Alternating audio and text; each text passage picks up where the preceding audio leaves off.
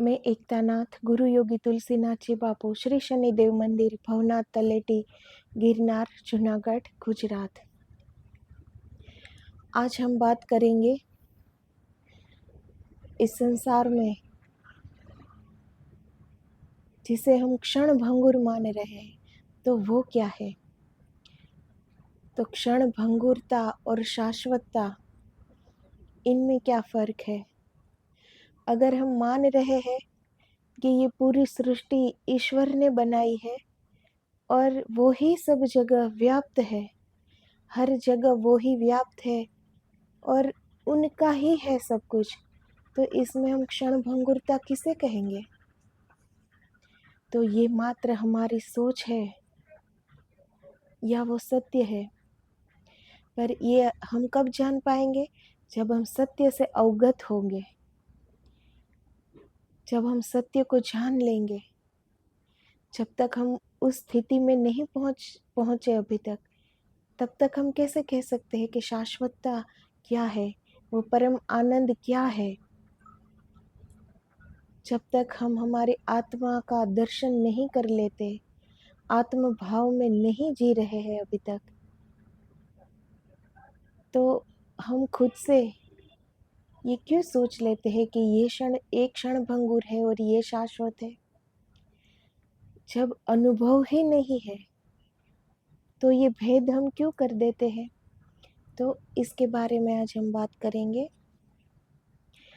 शाश्वत है यह प्रक्रिया क्षण भंगुरता की, यह कभी खंडित नहीं हुई, अखंड है ये धारा, सदा से है और सदा रहेगी, ये तरंगे उठती ही रहेगी। मत पूछो यह उन्माद चलेगा कब तक, तुम डूबो इस उन्माद में, यह जो नृत्य है, यह जो अस्तित्व है, इसमें मस्त हो जाओ। तो जो ये अस्तित्व है हमारा, वो भी तो ईश्वर की ही देन है, तो इसमें मस्त हो जाओ। खुद के लिए अगर जी रहे हैं, स्वयं को जानने के लिए हम अगर ये मान रहे हैं कि हमारा ये जन्म क्यों हुआ है, किस कारण हुआ है और हमारा पहला कर्तव्य क्या है। इस जन्म का यही कर्तव्य है कि हम अपने आप को, स्वयं को पहचानें। दूसरी सारी बातें गौण होती है, जिस पर हम इतना कुछ सोच लेते हैं ना। दूसरी सारी बातों, ये जीवन की बहुत छोटी बातें हैं, बहुत गौण बातें हैं। सबसे बड़ी बात और करने जैसा क्या है, वो है आत्मदर्शन, स्वयं को पहचानना, वो परम आनंद को पाना। जब तक वो देखा ही नहीं, वो जाना ही नहीं, वो पाया ही नहीं, तब तक हम फर्क क्यों करते हैं। तो फिर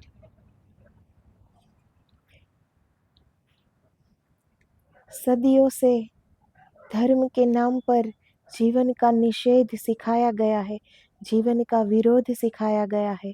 सब पाप है, प्रेम पाप है, संबंध पाप है, मैत्री पाप है, रिश्ता नाता पाप है, ये सब अड़चने हैं।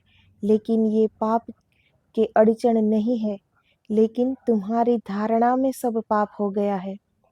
तुम नकार से घिर गए हो, तुम्हें लगता है तुम जो कर रहे हो वो ही असत्य है। तो ये हमारी धारणाएं हो गई है कि प्रेम पाप है, परिवार पाप है, कुटुंब पाप है, मैत्री पाप है। क्यों पाप है? ये हमारी धारणाएं हैं। ये सब है भी क्या? अगर हम इसे क्षण भंगुर मान भी ले चलो, तो इसमें इतना सोचने वाली बात भी क्या है। जब हमारी सोच, हमारा प्रयत्न, हमारी लगन, हमारा ध्येय, ये सब अगर हमारे आत्मदर्शन में और आत्मदर्शन के लिए जो जुड़ गया है, तो ये सारी बातें गौण है। इसमें ज़्यादा सोचना क्या है।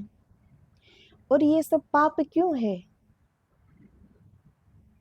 अगर परिवार पाप होता तो जो भी ईश्वर ने जहाँ भी जन्म धारण किए हैं, मानव अवतार में अवतरित हुए हैं, वो कोई सीधे आकाश से नहीं गिरे हैं। वो भी किसी माँ के कुख से ही उन्होंने जन्म लिया है। वो भी कुटुंब परिवार में रहे हैं, सारी फर्ज निभाई है। क्या श्री राम जी ने ये कहा कि ये कुटुंब, ये परिवार, ये तो सब पाप है, तो मैं कैकेयी माता का वचन का पालन क्यों करूं, मेरे पिताजी का वचन का पालन क्यों करूं, ये तो सब पाप है, ये तो सब मोह है, माया है। तो जब ईश्वर ने भी मानव रूप में अवतार धारण करके इस पृथ्वी पर आए हैं, तो वो भी एक कुटुंब परिवार में रहकर ही हमें जीने का तरीका बताया है कि सब में रहते हुए भी कैसे कर्तव्य पालन कर सकते हैं, कैसे धर्म पालन कर सकते हैं, कैसे स्वयं को पहचान सकते हैं, कैसे जनहित में कार्य कर सकते हैं। तो ये सब कुछ कर सकते हैं हम। बाधा कुछ भी नहीं है, अड़चने कुछ भी नहीं है। ये सब हमारी धारणाएं हैं। जो सही में करना है वो करना नहीं है ना हमें, इसीलिए हम ये बाहरी बाहरी जो बिल्कुल नहीवत बात है उसे लेके बैठ जाते हैं कि ये सब बाधा है। जिसे करना होता है वो कहीं भी कर लेता है। बाधा तो स्वयं में ही है कि स्वयं नहीं करना चाहते हो। अगर करना चाहते हो तो बाधा कोई है ही नहीं। तो जिसे करना है उसकी तो ये पहली मांग है, ये पहली सोच है कि ये सारा मेरे प्रभु का, मेरे ईश्वर का बनाया हुआ है। सोच को बड़ी करनी है कि मेरा कुटुंब, मेरा परिवार, मेरे माता पिता, मेरे भाई बहन, ये ना हो। सोच को बड़ी बनाना है कि ये सारा जगत ही मेरे प्रभु का है और जो मेरे प्रभु का है वो मुझे प्रिय है। तो ये हमारी सोच को बदलना है। तो बाधा नहीं है, ये सब अड़चने नहीं है, पर हम अड़चन पैदा खुद से कर लेते हैं क्योंकि हमें करना नहीं है ना। इसीलिए ये सब हमारे बहाने बन जाते हैं। परिवार है, फर्ज है, समय नहीं मिलता, कैसे करें, अभी ये सब माया मोह में पड़े हैं। तो जिसे नहीं करना है उसके लिए हजारों बाधाएं हो सकती है, और जिसे करना है वो लाखों बाधाओं हो, लाखों अड़चने हो, उनमें भी कर जाते हैं। जिस जिस संत पुरुषों ने, संत महात्माओं ने किया है, उन्होंने आखिरी सांस तक इस दुनिया ने, ये दुनिया बाधा ही बनी है उनके लिए, रुकावटें ही बनी है उनके लिए। कौन समझ पाया है संत को? जो संत सच में, जो इस धरती माता का सपूत है, ये ईश्वर का ही रूप है, जब तक वो जीते हैं तब तक ये दुनिया ने अड़चने ही दी है, बाधा ही दी है, फिर भी वो कर गए क्योंकि उनको करना था, उनको बहाना नहीं चाहिए था, उनको करना था, सही में करना था, और वो सब कर गए। और जिसे नहीं करना है, ये ऊपरी ऊपरी ये सब जो छोटी छोटी बातें हैं उनको लेकर बैठ जाते हैं। ये मोह है, ये माया है, ये पाप है, ये पुण्य है। ये सब सोचने का समय ही कहाँ है? अगर खुद के अंदर उतर जाओ, अगर सत्य को देखना है, तो ये सब वहाँ वो सोच जा ही क्यों रही है? तो जब तक हमने जाना नहीं है तब तक हम कैसे कह दे कि ये क्षण भंगुर है और ये शाश्वत है, क्योंकि दोनों ही ईश्वर का बनाया हुआ ही है। ये क्षण भंगुरता भी हमारी बनाई हुई तो नहीं है। क्या हमने हमारे माता पिता का चयन किया है? क्या हमने हमारे परिवार का चयन किया है? तो जिसने भेजा है उन्होंने पहले ही सब कुछ दिया है, ईश्वर का दिया हुआ ही है। तो ईश्वर का दिया हुआ हम पाप क्यों हमें लगता है? वो हमारी सोच बदलनी है कि हमें जहाँ भी लगता है कि मेरे प्रभु का, ये सब कुछ मेरे प्रभु का है, सब कुछ, तो उस भाव से सबको प्रेम करना कि ये मेरे प्रभु का है, ये मेरे ईश्वर ने का बनाया हुआ है सब कुछ, इस भाव से प्रेम करना। तो सोच को बदलना है। बाकी दुनिया में कुछ नहीं बदल सकता, ये हमारे हाथ में है ही नहीं कुछ। हमारे हाथ में सिर्फ हमारा जीवन है कि हमें कैसे जीना है, किस लिए जीना है, क्या करने के लिए जीना है। क्या सही में जिस कार्य के लिए हमारा जन्म हुआ है वो हमें करना भी है, कि हम वहाँ भी अपने आप को समझा लेते हैं कि ये सब बाधाएं हैं, अड़चने हैं, इसमें कहाँ कर सकते हैं अभी।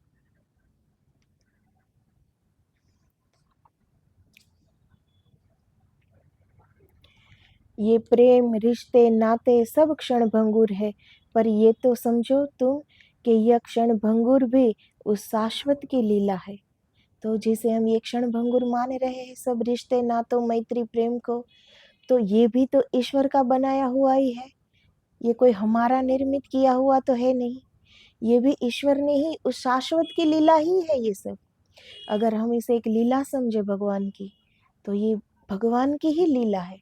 तो भगवान का जो कुछ है वो पाप कैसे हो सकता है? यह उसका ही रास है, वही नाच रहा है इसके मध्य में। शाश्वत इस क्षण भंगुर से भिन्न नहीं है।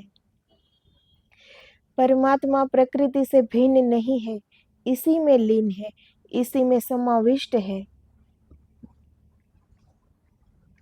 तो परमात्मा वो प्रकृति से भिन्न नहीं है, वो इस सृष्टि से भिन्न नहीं है। उस उन्होंने जो कुछ भी हमें दिया है उनमें भी वो है, वो कहाँ नहीं है। सिर्फ हमारा नजरिया बदलना है कि हमें इस रूप में देखना है सबको, कि ये हमारे परम पिता परमात्मा का चारों ओर वही व्याप्त है, उसी के अंश चारों ओर, अणु अणु में वो ही बस रहा है। तो ये हमारा नजरिया बदलना है, सिर्फ हमें हमारी सोच बड़ी करनी है। परमात्मा प्रकृति से भिन्न नहीं है, इसी में लीन है, इसी में समाविष्ट है। सृष्टा सृष्टि में भेद नहीं है। जैसे नर्तक अपने नृत्य में समाया होता है, ऐसे ही सृष्टा अपनी सृष्टि में समाया हुआ है। जिस दिन यह समझ में आ जाएगा, यह क्षण भंगुरता और यह शाश्वतता और ये सारे द्वैत और द्वंद मन से गिर जाएंगे।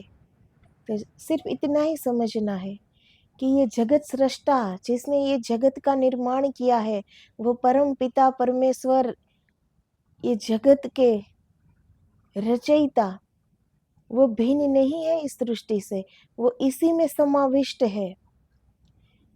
जैसे हर कोई कलाकार, चित्रकार है तो वो अपनी चित्र में समाविष्ट है, कोई नृत्यकार है तो वो अपने नृत्य में समाहित है, तभी वो उसमें जान डाल सकता है। तो इस सृष्टि में ये जगत सृष्टा जो ईश्वर है वो समाहित है, तो किसे क्षण भंगुर कहेंगे हम? ये सब उस शाश्वत की ही लीला है, उस शाश्वत ने ही तो बनाया है ये सब। तो जिस दिन ये समझ में आ जाएगा, तब द्वैत अद्वैत का भेद मिट जाएगा, गिर जाएगा ये सब। फिर पल पल आनंद है, क्योंकि प्रतिपल वही मौजूद है। जिस दिन समझ में आ गया, उस दिन प्रतिपल फिर आनंद है। क्यों आनंद ना हो, जब चारों ओर हमारे परमात्मा, हमारे ईश्वर, हमारे प्रभु दिखाई दे, हमें सब में वो दिखाई दे, तो फिर हमारे क्या बचता है? फिर आनंद ही आनंद। आंख खोलो तब भी वो दिखते हैं, चारों ओर वो दिखते हैं, आंख बंद करो तो हमारे अंदर भी वो दिखते हैं, तो फिर आनंद ही आनंद रह जाता है। न पकड़ना है कुछ, न छोड़ना है कुछ, पकड़ना छोड़ना व्यर्थ की बातें हैं। जीना है जल में कमलवत जियो, न पकड़ो न छोड़ो, पकड़ो तो फिर छोड़ने का उपद्रव शुरू होता है। तो जो लोग इस राह में आने से पहले कहते हैं ना कि मुझे ये छोड़ना है, कुटुंब छोड़ना है, परिवार छोड़ना है, मैत्रिता छोड़नी है, सब कुछ छोड़ना है मुझे। जो बाधा है भी नहीं। असल में क्या छोड़ना है? असल में हमारे अंदर जो दोष से भरा हुआ हमारा मन है ना, वो दोषों को छोड़ना होता है। और किसी को छोड़ने या पकड़ना ये कोई मायने ही नहीं रखता। और हम छोड़ते किसे हैं? जिसे पहले पकड़ा हो तब ना, तो ये पकड़ तो रहेगी। अगर तुम घर से चले गए और अभी सत्य का दर्शन नहीं हुआ, तो सिर्फ तुमने ये घर छोड़ा है, पर मन में वो सब साथ ही है, क्योंकि तुमने अभी पकड़ में रखा है उन्हें। तो वो पकड़ नहीं जाएगी। इसीलिए कि इस राह में कैसे जीना है? न कुछ छोड़ना है, न कुछ पकड़ना है। जो है उसे स्वीकार भाव से, समान भाव से, सहजता से स्वीकार कर लो। जो है वो है। तुम साक्षी बन जाओ। न पकड़ो न छोड़ो। अगर किसी को पकड़ोगे तो छोड़ने का फिर वो उसे छोड़ने के लिए समय बिगड़ेगा। अगर किसी को छोड़ रहे हो, छोड़ना पड़े, वो छोड़ा नहीं कहलाता। क्योंकि जिसको परम पिता की प्राप्ति के लिए एक ही लक्ष्य जिसने साध लिया, तो ये पकड़ना छोड़ना कहीं आता ही नहीं। फिर उसकी नज़र में कुछ होता ही नहीं। ये सब वो अपने आप छूट जाता है। जब तक छोड़ना पड़ता है, तब तक वो हमारी पकड़ में ही रहेगा। क्योंकि छोड़ना किसे पड़ता है? जिसे हम जो हमारे हाथों में है, जो जिसको हमने पकड़े रखा है, उसको ही छोड़ेंगे ना हम। तो ये जबरदस्ती का जो हो रहा है ना, कि घर छोड़ना है, परिवार छोड़ना है, ये छोड़ना है, वो छोड़ना है, ऐसे छोड़ते छोड़ते छोड़ते तो एक दिन हमारी सांसें ही खत्म हो जाएगी, सांसें ही छूट जाएगी हमसे। फिर कब करोगे? जो है जैसा है उसे ही स्वीकार करके जहां भी हो वहां से शुरू करो। ईश्वर हर ओर है। शुरुआत ऐसे करो, हर किसी में वो रूप देखो कि ये मेरे प्रभु का रूप है, मेरे प्रभु का रूप है। हर किसी में देखो उन्हें। फिर क्या छोड़ोगे? क्या पकड़ोगे? तो ये सोच बदलो, ये नज़र बदलो। ये कितना गलत नज़रिया है कि छोड़ना पड़ता है अभी। तो जो छोड़ना पड़ता है वो मन से नहीं छूटेगा कभी। जिसे पूर्ण वैराग्य आ जाता है अंदर से, अपने आप सब छूट जाता है। छोड़ना नहीं पड़ता, वो छूट जाता है। और वो छूट जाता है तो वो छोड़ा नहीं गया। और छूट जाता है मतलब कि उसकी नज़र बदल गई। अब उसको ये मोह नहीं है कि ये सिर्फ मेरा एक परिवार है। फिर उसे पूरा जगत अपना परिवार लगेगा। उसका हृदय में प्रेम इतना घना हो जाएगा, इतना गहरा हो जाएगा कि पूरी सृष्टि को वो प्रेम करने लगेगा कि ये मेरे परमात्मा का सब रूप है, ये मेरे परमात्मा का अंश है। सब जगह वो प्रेम रखेगा। पर वो कहाँ होगा? वो खुद के ही अंदर वो आनंद में जीता होगा, अपने स्वस्वरूप में, अपने मूलभूत शरीर में, अपने मूलभूत स्वरूप में बैठकर जीता होगा, वो आनंद लेता होगा। तो फिर उसे कुछ छोड़ना नहीं पड़ता, ना उसे कुछ पकड़ना पड़ता है। क्योंकि फिर दूसरा रह ही नहीं जाता, एक ही परमात्मा रह जाता है। फिर किसको पकड़े, किसको छोड़े? जो छोड़कर भाग जाते हैं उनको मन से भी पकड़ नहीं जाती, क्योंकि छोड़ते जिसको है उसके प्रति राग तो था। फिर छोड़ तो आए लेकिन घाव पीछे रह गए, फिर घाव में पीड़ा उठती है।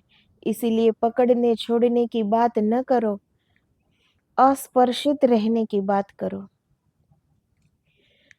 तो जिसके प्रति हमें राग होता है, उसी उसी को छोड़ने को हम कहते हैं ना कि ये छोड़ दे हम, ये मन में से विचारों में से जाए तो हम कुछ भगवान का नाम ले सके, कुछ साधना कर सके, कुछ ध्यान कर सके। तो ये हमारा छोड़ा हुआ है, फिर वही वो नजर आएगा, क्योंकि मन की पकड़ से नहीं जाएगा, क्योंकि मन को अभी तक हमने जीता ही नहीं। पहले वो करना है कि मन के ऊपर लगाम करना है। ये हमारे बस में था कि हमने घर छोड़ दिया, परंतु जिसको छोड़ना था वो तो मन में था ना, दिल में था, मन में था। तो क्या वो पकड़ गई है? छोड़ा किसे जाता है? जो दिल में था। तो वो तो तुम जहां भी जाओगे दिल साथ ही है, वो हमारे साथ ही आएगा, हमारा मन, हृदय, दिल। तो वो फिर पकड़ में आ जाएगा। जहां भी जाओगे वो घाव हरे हो जाएंगे कि मैंने उसे छोड़ा है, मैं अपनों को छोड़ के आया हूँ, मैं अपनों को छोड़ के आया हूँ। क्यों? क्योंकि उसकी वो नज़र, उसकी वो सोच नहीं बदली है। उसे सिर्फ अपना कुटुंब, परिवार, अपने प्रियजन, वही सिर्फ उसे अपने लगते हैं। इसीलिए ये दुख होता है, पीड़ा होता है। पर जब वो नजरिया बदल गया, मन के पर लगाम आ गई, वो सत्य को जान लिया कि चारों ओर एक ही परमात्मा है, यहाँ क्या मेरा क्या तेरा, तो पूरा जगत उसका परिवार लगेगा। जहाँ जाएगा क्या छुटा हुआ लगेगा फिर उसे? वो तो जहाँ जाएगा अपनों को ही पाएगा, फिर अपने परमात्मा को ही पाएगा फिर। पर अभी वो दृष्टि नहीं हुई है, अभी वो हृदय इतना बड़ा, इतना विशाल नहीं हुआ है। अभी तक इतनी ही छोटी सोच है कि मैंने अपने प्रियजन छोड़े हैं। सिर्फ उसके गणित में सिर्फ वो ही अपने लोग हैं, जिसने उसे अपना माना है। तो फिर पीड़ा आएगी, क्योंकि मन साथ में आएगा। मन को अभी तक जीता नहीं, और जिसने मन को जीत लिया वो कहीं भी रहे, कहीं भी वो कर लेगा। और जब तक मन नहीं जीता तब तक सिर्फ इस ईंट, दीवार और सीमेंट का बना हुआ घर छोड़ सकते हो। इसमें रहने वाले के प्रति अगर मन में राग है तो कहीं भी इस मकान को छोड़ कर जाओ, वो दिल में साथ ही आएगा, वो याद ही आएगा, उसके प्रति राग ही रहेगा। और फिर वो पीड़ा उठेगी कि अब उसके बगैर रहा नहीं जाता, अब वो याद आती है। तो कहाँ से कर पाएंगे फिर हम? तो पहले मन को जीतना चाहिए, पहले सोच को बदलना चाहिए कि हम जिसे सिर्फ अपना, थोड़े से लोग हैं उसे हम अपना मानते हैं, इतने ही अपने नहीं हैं। ये सारे सृष्टि मेरे ईश्वर की है, मेरे प्रभु की है, यहाँ सब अपने हैं। पहले सोच को बड़ा बनाओ।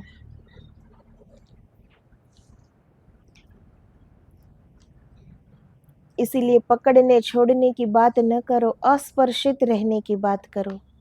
तो अस्पर्शित मतलब कि हमारे मन में कुछ ऐसा आए ही नहीं, मेरा तेरा, कि ये मेरा है, ये किसी और का है। अस्पर्शित रहो, साक्ष्य भाव रहो कि सब कुछ ईश्वर का है और वही चला रहे हैं। मेरे बगैर पहले भी कुछ नहीं बिगड़ा था यहाँ, और मेरे न होने से भी कुछ नहीं बिगड़ेगा, और मेरे होने से भी जो ईश्वर इच्छा होगी वही होगा। मेरे होने से भी कुछ बदलने वाला नहीं। सारी डोर ईश्वर के हाथ में है, और यहाँ सब ईश्वर के ही अंश है। ये परमात्मा ने ये सृष्टि बनाई है, तो ये पूरी सृष्टि में वो समाहित है, वो कहाँ नहीं है। तो किसको संभालोगे, किसको छोड़ोगे, किसको अपना मानोगे, किसको पराया मानोगे? पहले ये सोच बदलो, साक्ष्य भाव में रहो, अस्पर्शित रहो।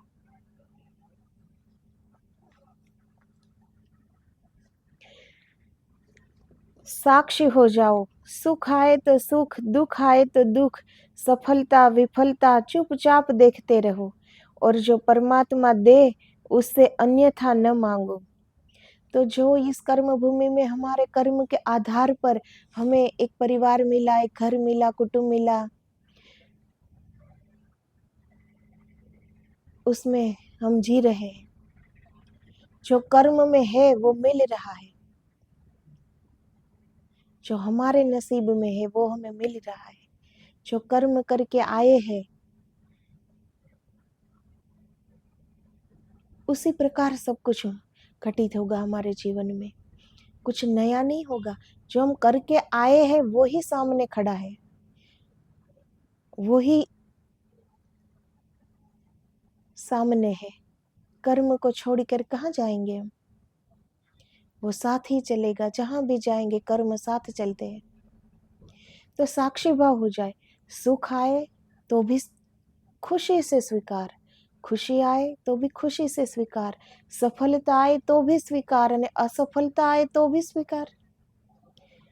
स्वीकार भाव, जब स्वीकार भाव आ जाए तो कुछ छोड़ना नहीं पड़ता, कुछ पकड़ना नहीं पड़ता। ये हमने स्वीकार कर लिया कि हे ईश्वर, जब तुम मुझे स्वीकार हो, तुम्हारा हर कुछ दिया हुआ मुझे स्वीकार है, चाहे वो दुख ही क्यों ना हो, चाहे वो पीड़ा ही क्यों ना हो, पर वो सब स्वीकार है। जब वो स्वीकार है तो उनका दिया हुआ सब कुछ स्वीकार है। और जो दुख है, पीड़ा है, वो परमात्मा ने नहीं दी है, वो हमारे कर्म की है। हम जो कर्म करके आए हैं वो उसकी पीड़ा हो रही है, उसका दुख हो रहा है। ईश्वर दुख नहीं दे रहा है। ईश्वर तो परम आनंद है, वो तो सिर्फ आनंद बांटते हैं, आनंद में जीते हैं, आनंद देना चाहते हैं। पर हम वो आनंद लेना कब चाहते हैं? हम उनके पास क्या मांगते रहते हैं? जो यहीं छोड़ के जाना है, जिसकी कोई पहचान नहीं, जो हमारे कोई काम का भी नहीं। हम वो व्यर्थ की हमारी आशाएं तृष्णाएं पूरी करने के लिए मांग पे मांग, मांग पे मांग ईश्वर पे करते रहते हैं।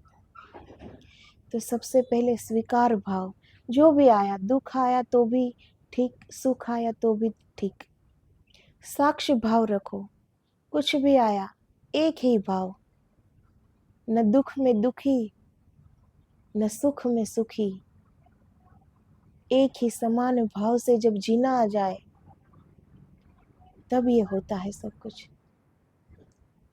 तब ये द्वैत अद्वैत, ये भेद मिट जाते हैं, गिर जाते हैं।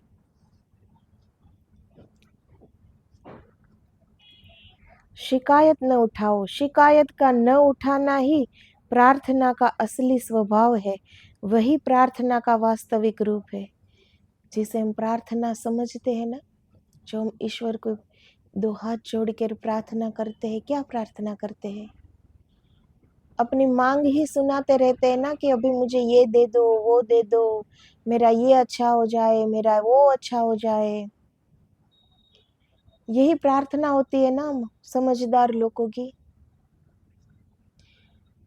नहीं तो शिकायतें होती है ईश्वर के प्रति कि भाई मेरे साथ ऐसा क्यों हुआ, मुझे इतने दुख क्यों है, इतनी पीड़ा क्यों है। तो फिर नहीं तो शिकायत है। तो प्रार्थना कहाँ हुई? या तो तुम मांगते हो या तो तुम शिकायत करते हो। प्रार्थना कहाँ हुई? तो यही प्रार्थना है कि जो भी आया उन्हें सहज भाव से, समान भाव से स्वीकार कर लिया। न ईश्वर के पास कुछ नहीं मांगना, मांग मिट गई और शिकायत भी मिट गई, वो प्रार्थना है।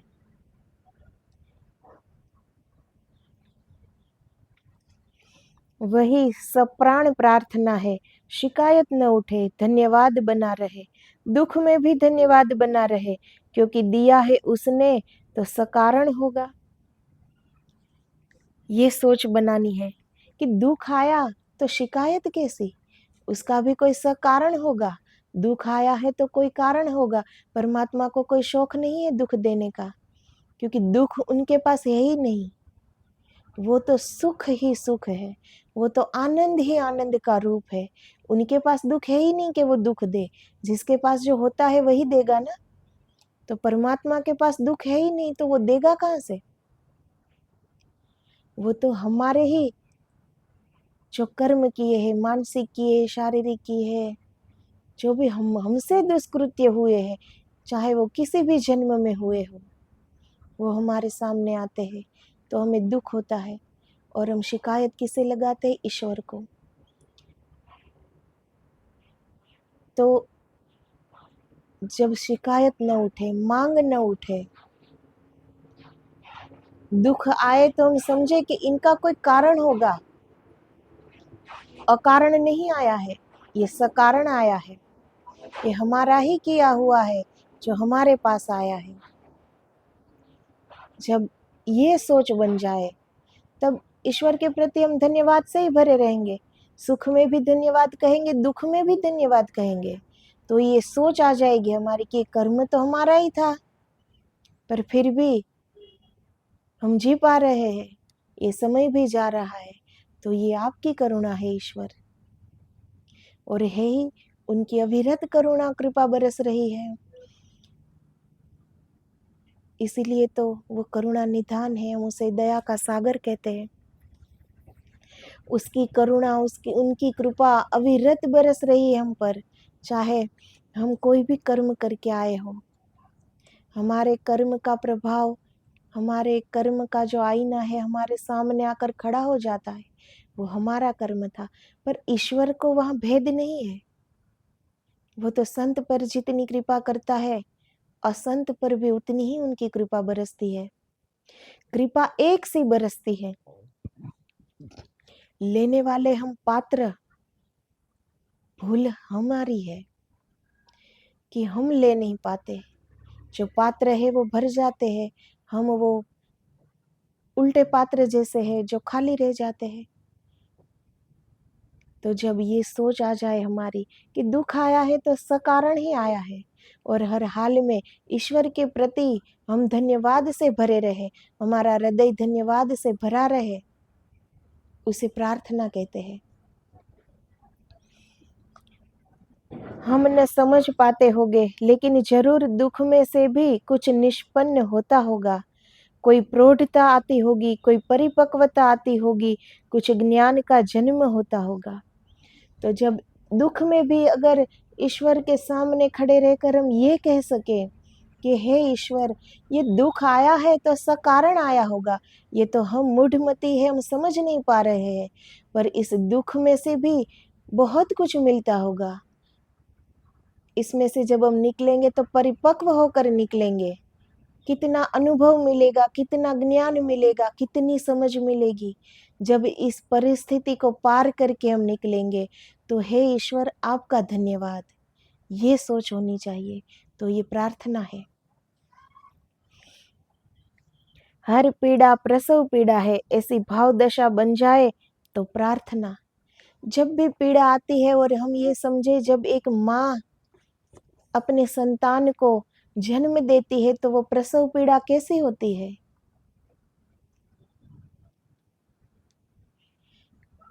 कितनी नाड़ियां टूट जाती है तब एक संतान का जन्म होता है। वो प्रसव पीड़ा जिसने सही हो उसे पता होता है। तो पर कितनी भी हमारे जीवन में पीड़ा है, वेदना है, तो हमें ये समझना चाहिए कि ये एक प्रसव पीड़ा है। जिस तरह एक माँ वो प्रसव पीड़ा कैसे सह जाती है, क्योंकि उसे मन में आनंद है कि इस पीड़ा के बाद मेरा संतान, मेरा बालक मेरी गोद में होगा, मेरे पास होगा। तो सोच को बदलनी है, नजर को बदलना है। ये बाहरी हम जो कुछ हमारी धारणा है ना कि ये छोड़ना, ये नहीं करना, वो नहीं करना, ये पाप है, ये पुण्य है, ये सब जिसे नहीं करना है ना, उनके लिए ये सब बाहरिक बाहरिक वो उसी में रचे बसे रहते हैं। वो कभी अंदर नहीं उतर पाएंगे, वो कभी सत्य को जान नहीं पाएंगे, क्योंकि बहुत सी धारणा है उनके पास, धारणाएं हैं, बहुत से बहाने हैं उनके पास अंदर न जाने के लिए। बहुत कुछ बाहर उनका रखा हुआ है। अभी वो मान रहा है ना, तभी तो ये सब उनकी धारणाएं है कि ये छोड़ना है, वो पकड़ना है। ईश्वर की बनाई हुई सृष्टि में सब कुछ ईश्वर ने बनाया है, क्या छोड़ोगे, क्या पकड़ोगे? ईश्वर ने जो बनाया है उसको छोड़ोगे और ईश्वर को पकड़ोगे? कैसी मूर्खता की बात है। जीवन हमें कैसे जीना चाहिए ये सोचना है हमें। जहां भी हो, घर में रहकर भी हमारे संतों ने कर ही लिया है ना। जिसको करना है उसे कोई बाधा नहीं है। ना माँ, ना बाप, ना भाई बहन, परिवार, ना पत्नी, ना बालक, कोई बाधाएं नहीं है, कोई अड़चने नहीं है।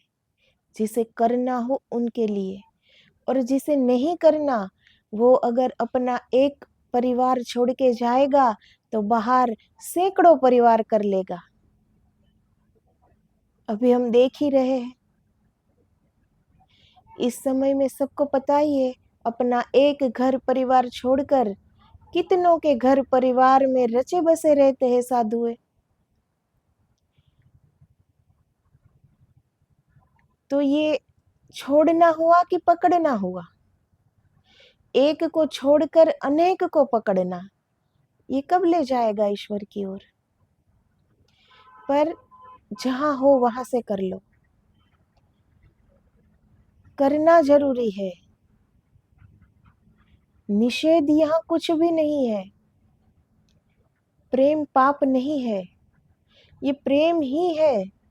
ये ईश्वर का प्रेम ही है, जो ये प्रेम भरी सृष्टि उसने उन्होंने बनाई, ये उत्पन्न की है। उसमें सारे उन्हीं के अंश है। जब तक हृदय में प्रेम नहीं है तो वो धाराएं, वो प्रेम की धाराएं हृदय को कैसे निर्मल बनाएगी फिर? जब प्रेम की धाराएं ही नहीं बह रही हृदय में तो वो हृदय निर्मल कैसे बनेगा? सबके प्रति मोह न रखो, माया न रखो, लोभ न रखो, स्वार्थ न रखो, ईर्ष्या न रखो, साक्ष्य भाव रखो, प्रेम रखो सब में। ऐसा प्रेम कि सब मेरे परमात्मा के रूप है। यहाँ यहाँ सब मेरे परमात्मा के हैं। तो सिर्फ हमारी सोच बदलनी है, हमारा हृदय विशाल बनाना है, हमारी सोच बड़ी बनानी है कि इनमें सारी सृष्टि समा जाए।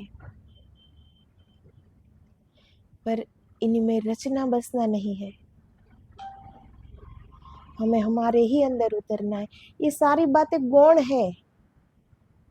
जो बाहर की जो बातें हैं ना, वो सब गौण है। इनका कोई महत्व ही नहीं है जिसको महत्व दे रहे हैं। हमारे पास समय बहुत कम है, ये कलयुग है।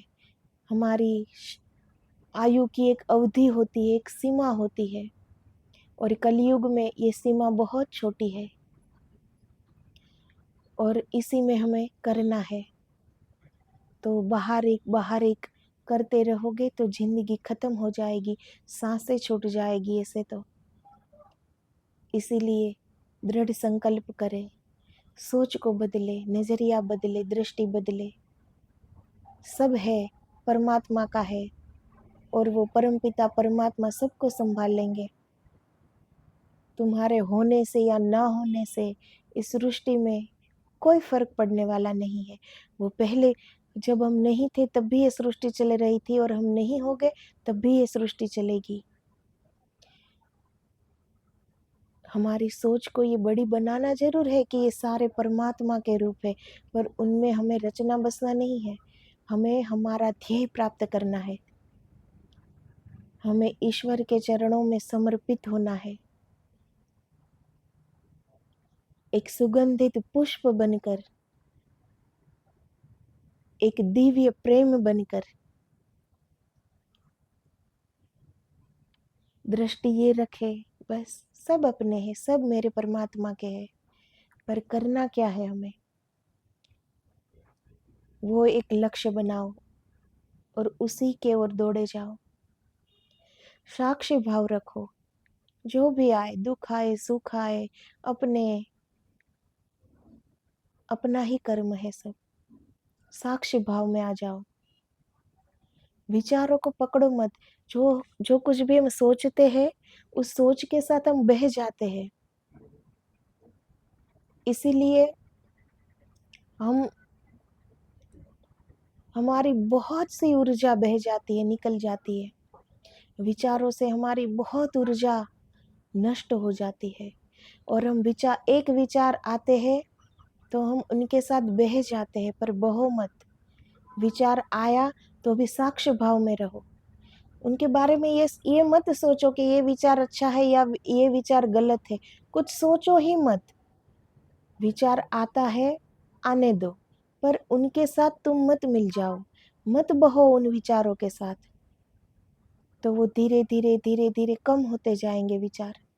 जिस तरह हमारे घर में कोई अतिथि आते हैं और हम उनकी ही बातों में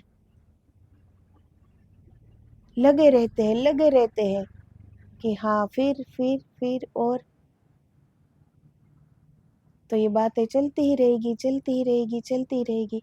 पर कोई अतिथि आया और हम कुछ बोले ही नहीं उनके साथ, कुछ उनकी आगता स्वागता करे ही नहीं, कुछ बोले ही नहीं, ना नजर भर के हम देखे भी नहीं, तो वो अतिथि कितनी देर बैठेगा?